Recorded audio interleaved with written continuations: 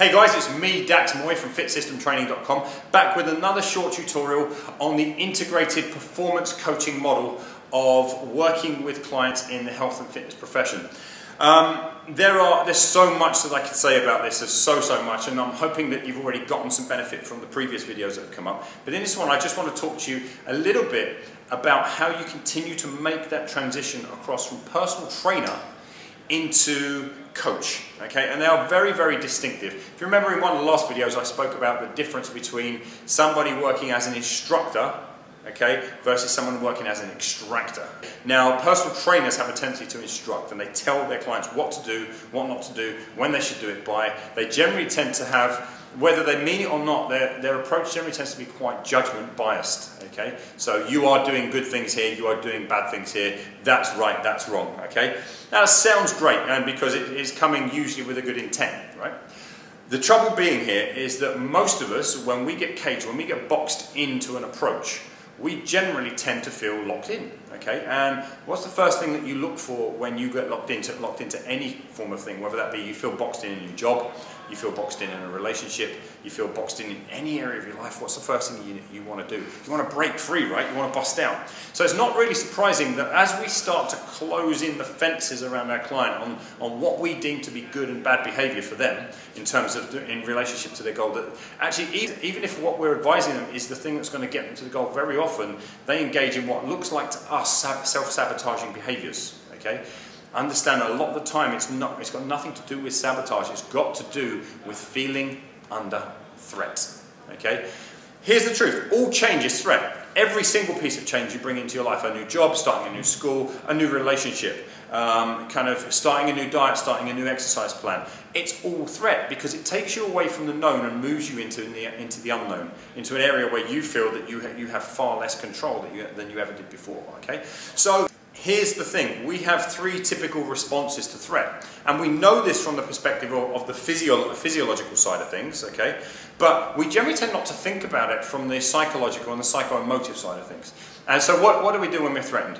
We fight, fly, or freeze, okay? So you've heard of fight or flight, right? When a person goes into fight or flight mode, it's no different. Just because you happen to be speaking to them about a psychological kind of basis here, it doesn't mean that fight, flight, or freeze doesn't show up in their life. In fact, it does, and it's showing up a lot. So let's look at fight, okay? When cornered, we tend to fight back, right? So when you meet a coach or a trainer who feels like they're cornering you, who feels like they're boxing you in, telling you absolutely everything that you have to do, of course you feel like you've been pushed into a corner. What's the natural thing to do? You push back, okay? And so there are a lot of people that have a tendency to push back. They'll use the language of no, won't, can't, and they may even get outright aggressive. So you might see them actually get pissed off. You'll see it in their features, you'll see it in their body language.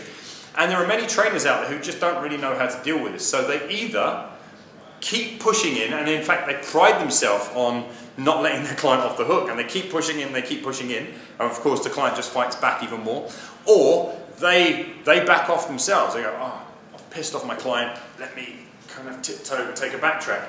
Neither is good, okay? Neither is great for the coaching relationship, but neither actually generate the kind of effect you're trying to have on your clients. And so, you know, that's your first level, is this idea that you've created a threat and that you've created a fight response in them. What else can happen? Well, you can have a flight response in them. Okay, the flight response looks a fair bit different to the fight response, okay? And this is, they may not come back to you aggressively, but they start to show you, quite literally, signs of fleeing, okay? Maybe they drop out of your program altogether. Maybe someone who looked like they were going to be in the program long term, and they interviewed really well at your first consultation, but maybe they just drop out. Maybe they don't completely drop out, right? Maybe they don't just leave in one big go, but you start to notice that they're shifting sessions around, they're cancelling, they're not showing up for anywhere near as many. Okay, maybe they just kind of tiptoe off into the wilderness. Maybe they don't make a big fanfare about it. They just don't come back. There's also generally tends to be a lot of excuses around money and this kind of thing, right? Well, look, very few people truly run out of money to carry on their programs, right? What they're kind of saying, whenever they have an issue around money, what they're kind of saying is that they don't value what they're getting from you, so they don't want to spend that money on you anymore. And that sounds harsh, but it's absolutely true. So the language of flight starts to look a lot more like someone making excuses, Okay, so you'll find a lot more excuses coming into it. I would have, I should have, I could have. They generally tend to use a lot more have tos and need tos and must. Is there kind of way, if someone actually is continuously saying to you, oh, I made myself do this and I felt like I had to do this, or I felt like I must do this.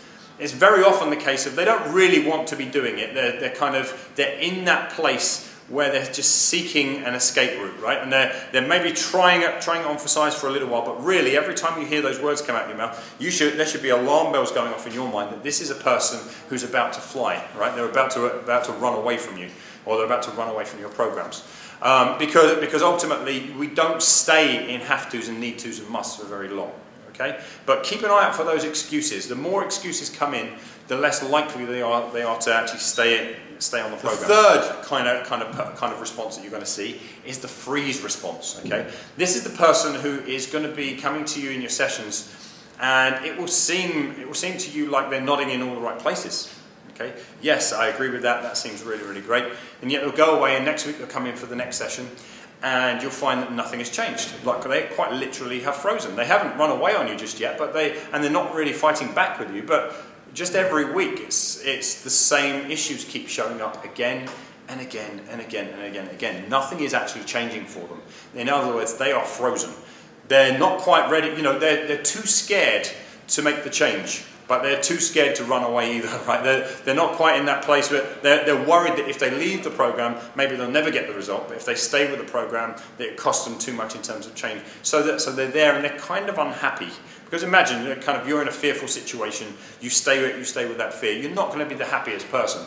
And this has knock-ons into other areas of their life too, which we'll speak about in a later video. But understand that fight, flight, or freeze are usually the sign of poor coaching.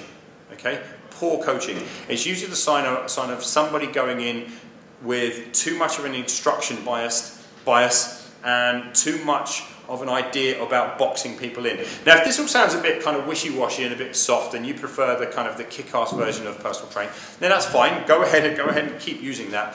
But just ask yourself, just how successful is that in the long term? Are you one of these trainers who gets really great results for that first month to 6 weeks? And then program 2 generally tends to it goes downhill when you don't get as great a result. Program 3, if a client stays with you that long, generally tends to get a bit vanilla, right? It's kind of not very much happening.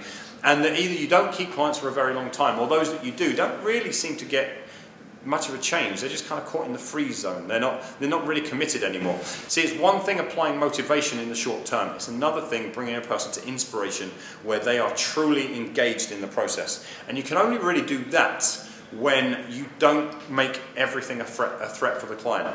And understand that everything is potentially a threat for the client. Right? Everything you're about to say, you want them to go to bed earlier than they're coming out, that's a threat. Now they don't get to watch the movies that they like watching, or sit up with their partner, or do whatever it is that they want to do. You want them to stop drinking because it will speed up the result, that's a threat. Maybe drinking is an important part of their life and their social life, and maybe they enjoy it so much, it's a threat. So I'm not making a case for the client should be allowed to keep drinking all the booze they want, staying up as late. But at the end of the day, the client's an adult, right? They should be able to make the decisions for themselves as they go through your program. But how do you continue to get them the result when that's happening? Well, it comes down to simply connecting with the client on the level of truly understanding what it is that they're coming to you for. And I promise you, they're not just coming to you for a result, they're coming to you for something else. And that's an experience. Okay? They think they're coming to you for the result. What they're really coming for is the experience. And coaching allows for a much deeper experience, as we'll see in one of the later videos in this series. But I hope you found the idea of fight, flight, and freeze useful, and I hope you feel equipped to at least look out for a few more of the indicators of those with your clients. There are a lot more, and on the IPC program, I go into all of the indicators that somebody is in, either fight, flight, or freeze, and we talk about how you address those. But for now, I hope you found this useful, and I'll speak to you again very, very soon. Thank you very much.